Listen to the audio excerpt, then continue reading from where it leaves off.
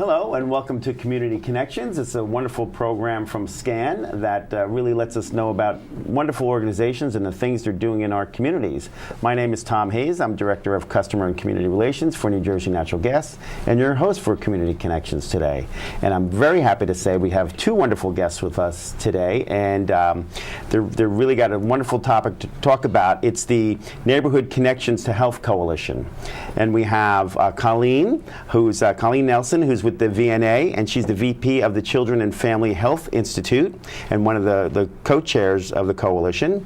And also, she brought her friend along, who's Margy Jahn, and she's the health officer for the Freehold area health department, and one of the co-chairs also for the coalition. So welcome. Thanks for being here with us today. Great. Thank you for being here. Great. I guess our first question is, tell us what the coalition is all about and kind of the work that you're doing with that. Sure. I'll start.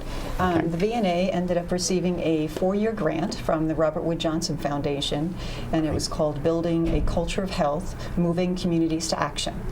So we received the grant, and it was in combination working closely with the Freehold Health Department, Central State Health System, and many, many community partners. This grant, we received the grant in July of 2016, and it's a 4-year grant, and the area that we chose was Greater Freehold. Excellent. Yeah. Excellent. There's a lot of need in that area, and it's great that you folks can get together. And I think a coalition type grant is really wonderful. When folks can collaborate, you get a lot more done, right? You're not duplicating resources, and everybody's got their expertise, and they can bring their own special piece to that puzzle. Right. I think you're stealing our thunder, Tom. Well, that's really actually how we came up with the name, was Neighborhood Connections. So the idea that we would actually connect the resources rather than having them be, disparate and not available for people. So the idea was by bringing ourselves together, we would connect the neighborhood and connect the resources. That's so, great. Yeah. That's wonderful. So there are other coalitions in the area, but tell us why your coalition is a little bit different. I think, and I say this probably more from my heart, it's really more passion than anything. We kind of started down this pathway and realized that there was a community that was kind of overlooked in Monmouth County. We know that we've got some other significant pockets of need within Monmouth County, and they have frequently been overlooked. But Freehold has been kind of on the west side and not always seen as a community in need. So right, folks focus on like Asbury Park and Neptune and Long Branch and some of those other areas. Exactly. And the Bayshore area and all that, so Freehold sometimes is sort of forgotten almost in a way. Exactly. So it's great that you guys are focusing on that. So, and we look at the community, and just in the past 10 years have seen the number of children, percentage of children living in poverty is up to 30%. So it's not insignificant, right. But it's a great community, and they do a good job. And what we really kind of saw was an opportunity to come in and really, as we said, make those neighborhood connections and really try and bring the resources to bear. So with that being said, Robert Wood Johnson seemed to think that this was going to be a potential community, and they sent 5 of us to a boundary spanning leadership course. So there were 5 of us who went and attended a 2-day class, more or less, that kind of taught us about coalitions and the difference about coalitions. And I've been doing coalitions for 30 years, and I'm sure Colleen can say the same thing. Coalitions, you go in, you have your agenda, you do what you need to do, and then you end up, everyone goes their separate ways. And so the difference with our coalition is that we are really looking to connect. Good, successful coalitions have relationships. They feel charged together and they want to be there together. And I think that's really what I love about our coalition, is as we've grown and added more people, we have a tremendous amount of energy, and everybody who's there wants to be there. Great. And they want to contribute, and it's really kind of exciting to see. It's been fabulous, and I think that when Margie spoke about the training, it's those tools that the leaders then brings to make the coalition a little bit different. You're really working on sustainability and maintaining that momentum. So I think that those particular things set us apart a little bit from other coalitions. Yeah. Plus the fact we're multi-sector. Right. There are, we're really making a point of intentionally adding schools, healthcare systems, pediatric physicians, the faith-based community, schools, local police, Freehold, and actually most importantly, members of the community. Right.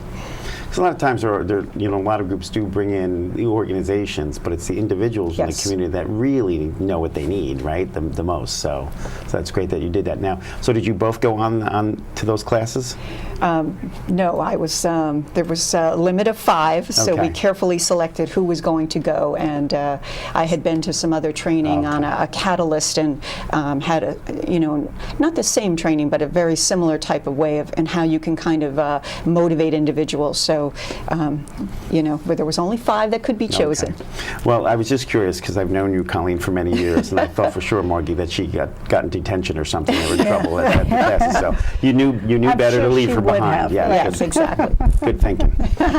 So I understand you guys conducted like focus groups, like you were talking about, and all that. But did you were there special things that you learned from that, or was that, I guess, the information that you used as the blueprint for the whole operation? Yeah, I think when you look at community needs assessments, and really that's what we were kind of at a point where we were trying to say, well, what does the community need? We kind of had some ideas, but the reality is we can come in and tell them everything that they want to know, but there may be areas that we're not aware of. And one thing about Robert Wood Johnson is they're all about a culture of health. So it's not just about access to health care. It's not about getting your flu shot. It's about the conditions that you live and how those are affecting your chance to be healthy. So things like transportation, no job, those types of things. So we really felt that by polling the community members and looking at 6 or 7 different areas or groups of people, that we'd get a good cross section of what they feel their community needs and how they feel about their community. Are they happy about their community? Right. So we we put together groups with seniors, with youth. We did the homeless and food insecure. We did the Latinos, and we did an African American group to be able to really kind of make sure that we were capturing the different populations and communities within Freehold Borough. That's great. Well, it's like Robert Wood Johnson is an amazing health system, and V&A has been phenomenal and strong for many years and does such great work. And certainly the Freehold Borough and town do phenomenal work as well. So it's great that you kind of all came together and you're really strong partners. And I know from SCAN's perspective, we do some programming out in that area as well, which is great. And we always felt very welcomed by both the V&A and Freehold to do the work that we do, working with seniors in that area. So I can attest on SCAN's behalf that you guys are really wonderful partners to work with on a regular basis. So keep up the good work on that level too. Thank you for that. Which is great, certainly.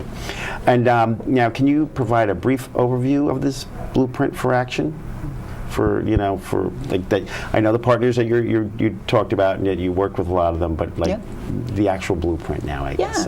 So the blueprint goes into a little bit of the background of Freehold Borough, why choosing Greater Freehold, and then it talks about the partners, gives a background on the need, and then really there's, based upon the focus group information and the insight that we gained, and then just the members of that steering group, we put together, and it really, like 4 pillars are in there, 4 action steps and strategies that we've decided on. So we developed it and put it together May of 2017. That was one of our deliverables, and it is available, a great document, and but it's more than a document. It's something that actually is going to be driving us to the action. So we don't want it sitting on the shelf.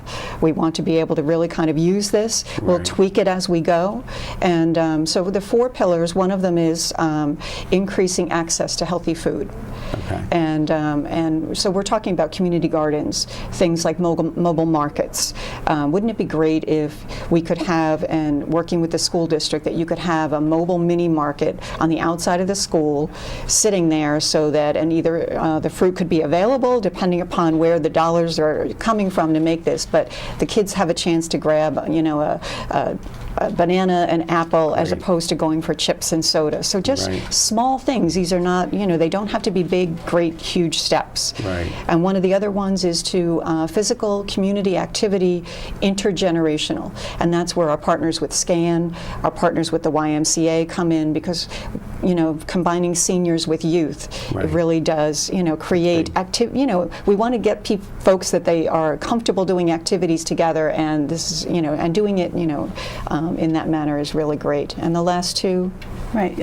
So the other two pillars, one is looking at bikeability and walkability of a community. So as you know, the community, there's lots of sidewalks, lots of people walking. There are bikes, but it's not necessarily the best scenario safety-wise. Right. So what we're hoping to do is, kind of look at some of the things that have been done. They have a phenomenal master plan in the borough of things that they are hoping to do, and so really we're looking to try and contribute to that big I'm saying blueprint, not our blueprint, but their big master plan, and bring hopefully funding and resources to, kind of help create a better environment. Something as simple as bike racks in the community. So, that for all the bikes that there are limited bike racks, and understandably so, because parking is at a premium. Right. And we're always thinking about parking because we all go everywhere with our cars. The reality is to try and promote physical walking and biking, and you can do that by providing the environment that works for that.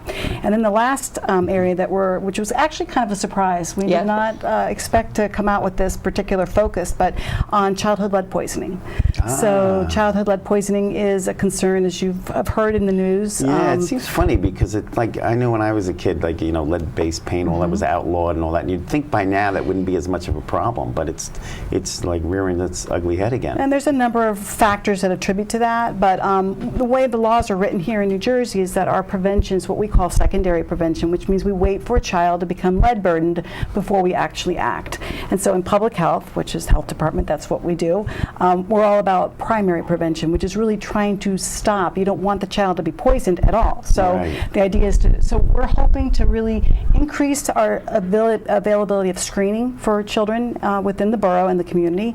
And then we're also looking then to start putting in measures for provide resources to homeowners, to landlords to provide and to maintain their homes so that they're lead safe, and in some cases lead free if that's what needs to be done. So we're really hoping, and we seem to be getting a lot of momentum behind that, and possibility to get some additional grant dollars to help us get that work done.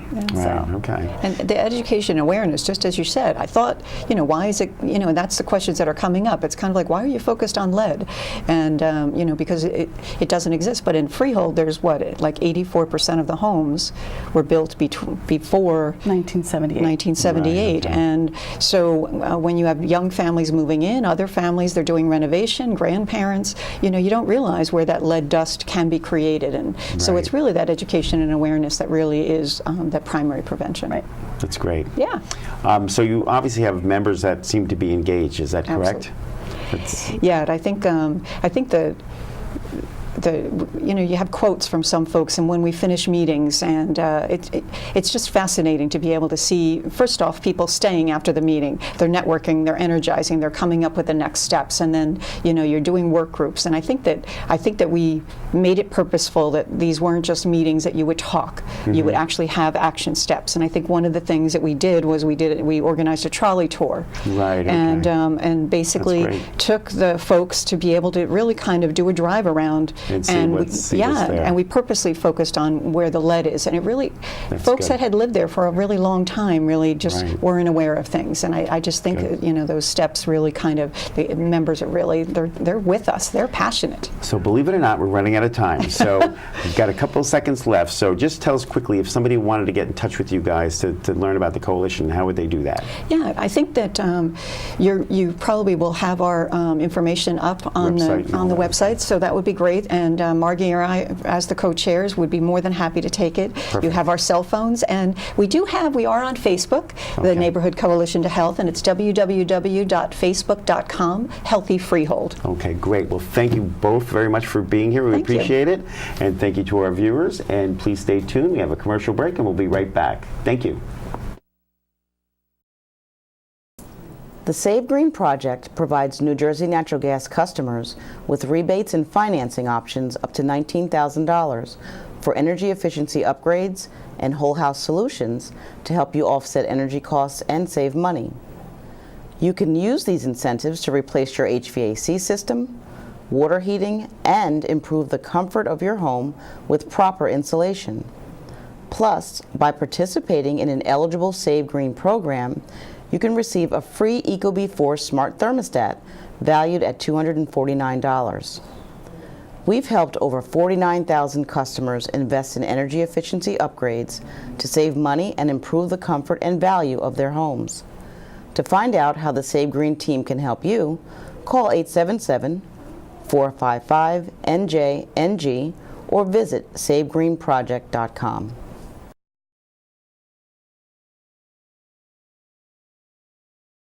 Welcome back to SCAN's Community Connections. Again, I'm your host, Tom Hayes, and I have the lovely Colleen and Margie with us talking about the coalition that we were talking about before the break. So again, welcome back. I know you were in the green room having all those kinds of refreshments and all that, all your hair being done and nails and all that sort of thing, but we had to bring you back in. I know it was tough, but now you're stuck back with me. So again, thank you for being here today. We appreciate your being able to be interviewed and to talk about this wonderful project that you're involved with. So we were talking about the coalition, so I thought maybe you could tell us some of the activities that are involved with the coalition, if you wouldn't mind. Sure. Good. Well, I think activities as far as not what we're doing, but maybe activities what we're doing to build the relationships. Perfect. And I guess that was kind of what we were saying when we talked about the spanning boundary leadership training that we had, that was, again, all about building those relationships. And so I think one of the first exercises we did, which really was an eye-opener, is the visual explorers. So they have a number of pictures, 200 pictures. You put them around a room. Everyone kind of goes over and you ask them a question. And so we had asked them, pick up a picture that reminds you of the community. Okay. And what you think. And then we all come back and we shared that. And it was probably an exercise that took about an hour and a half. Yeah. And we listened and we had feedback. But it was incredible to see the different pictures and the different perspectives that people had. And that was really where it meant a lot. It kind of shared and helped kind of show that there was, a type of bond there, I guess, for lack of a better word, for the community. That's always kind of great because it's a little bit like on the creative side, and you just don't know what somebody's going to come up with or what's important to them, or it sometimes turns a different light on certain things because you're just asking them for their photographs, whatever it might be. That's pretty amazing. So yeah, to learn about folks is such a way that you can you can really build relationships at that point. I mean, the one we were locking arms with what you had in the commonality. So somebody mentioned something about one of their grandchildren, and I just had my first grandchild, so it was congratulations. Yeah, thank you. So as you linked all around the room, you're only 25. How'd that work? Oh, you're so nice.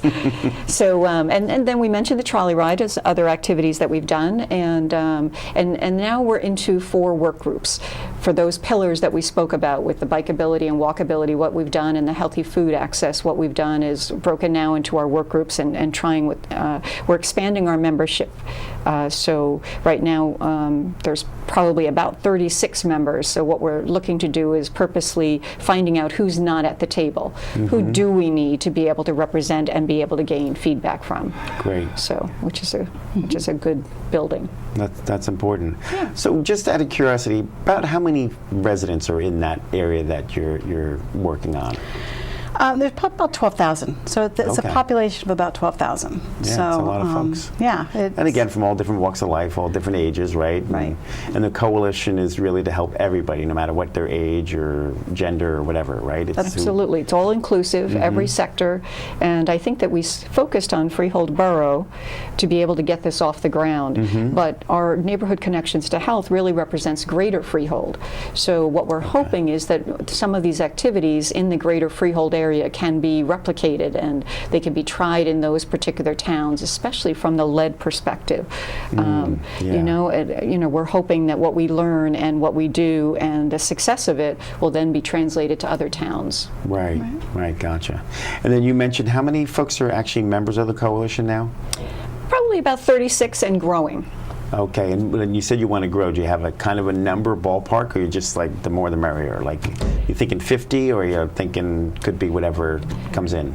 I think whatever number it becomes is Right. what it needs to be. So, Yeah, and okay. you know, with the idea that we're working on different projects, so there may be times when certain people are involved and some people are not. You know, as you know, when we work with coalitions, the last thing you want to know is that you're in a coalition or in a work group for life, right? Right, That right. There's nothing worse. And understandably, we all have other jobs, and the Right, coalition right. is something that we're passionate about, but we do Right. have other jobs full time. So Right. the reality is that people come in and people go. So you know, there's flexibility there, and you know, as we're working on a particular project, we may need the code enforcement gentleman, but Mm-hmm. he's not going to be in our coalition in the long term. 10 years from now, we may not be a partner there. So Right. that's realistic expectations Right. as far as. And it's funny, in our company, the utility, we have meetings and have groups and, you know, focus groups and all that.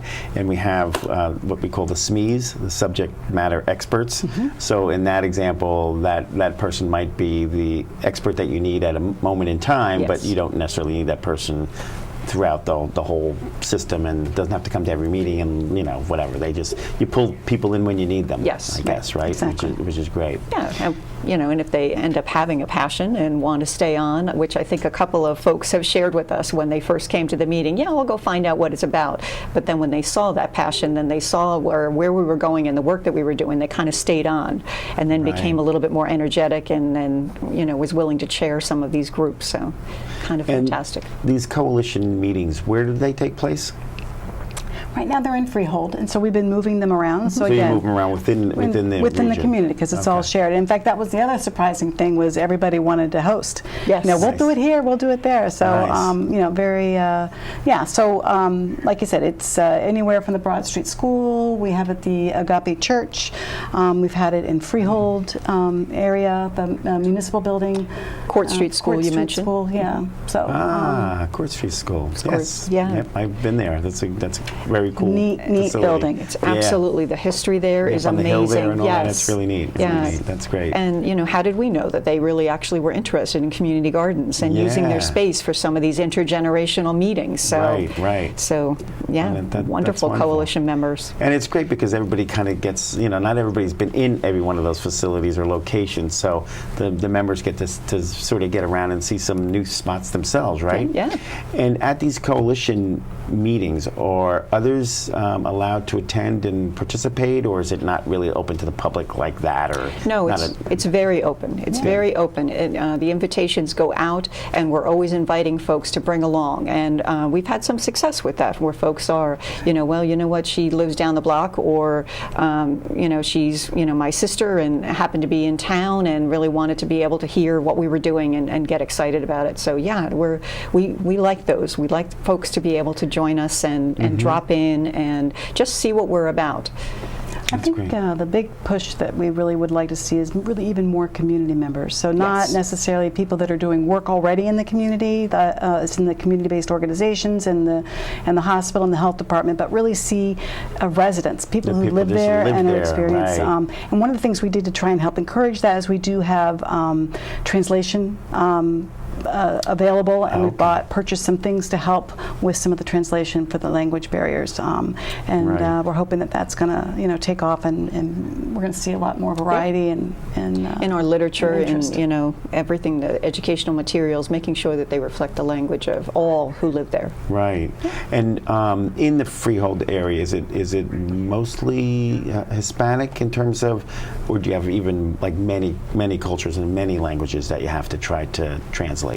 In Freehold, in the Freehold, immediate Freehold area, it's predominantly Spanish, Hispanic. yeah. Yeah. Yeah, right, okay. And there may be some Russian in pockets. Okay. You know, I'm not familiar, not you know, completely, but for the most part, that's Gotcha. probably our biggest. It's about 46% Hispanic Okay.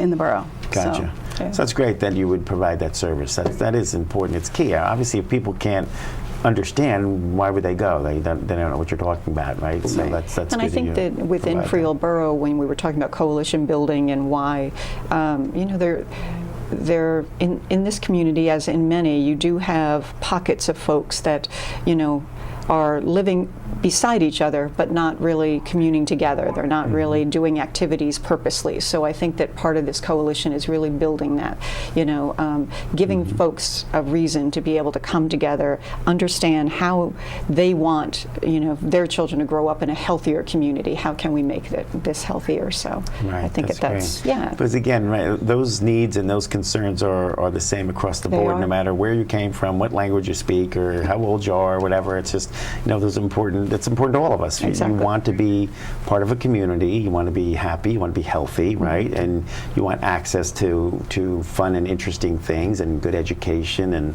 again, the health resources, which we know are hard to come by, and Yes, they're they are. expensive, and all those sorts of pieces. So to have an organization like this that's bringing that all together and trying to find the remedies for that for the folks in this community is really spectacular.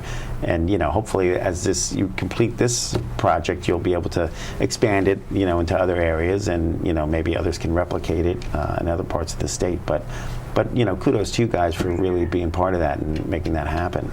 And on that note, so how do you see that, in 2020, when this part of the program kind of comes to its end? What happens at that point, do you think? And I think with Robert Wood Johnson's Foundation and this culture of health movement, it's all about sustainability. It's all about what we're starting now continues on and on. That work goes on, and I think that the ability to do these work groups, to get folks involved in it, it's just going to take off on its own. And we've provided the leadership here, but we're also developing leaders within. Okay. And that's really how it's going to be. We're doing with the community, not for, so that based upon those grassroots, we should be able to walk away, leave, be in a lesser capacity, and have folks generating that really are moving it forward, which is great. Right, okay. Yeah. And other partners that you have, do you have other partners that are from the private sector? I know, the gas company are involved with a lot of organizations, a lot of projects and things like that. I'm sure there's many others, and certainly ones in the Freehold area that might want to be, participate in this in one way, or support it, or maybe help fund it after 2020, whatever it might be. So, right, and we do work on those